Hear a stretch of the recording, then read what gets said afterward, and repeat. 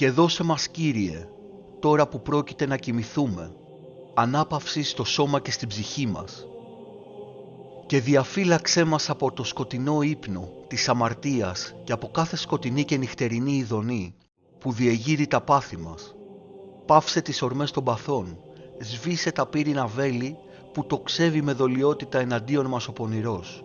Κατάστηλε τις αρχικές ορμές και αποκοίμησε κάθε γήινη και ηλική μάταιη επιθυμία μας.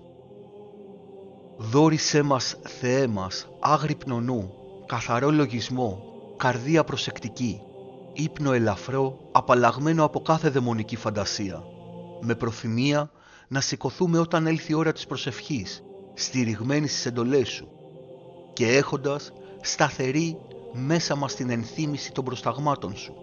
Χάρισέ μας την ολοπρόθυμη διάθεση της ολονύχτιας δοξολογίας Σου, για να υμνούμε και να ευλογούμε και να δοξάζουμε το αξιότιμο και μεγαλόπρεπο όνομά Σου, του Πατρός και του Υιού και του Αγίου Πνεύματος νυν και αεί και στους αιώνας των αιώνων.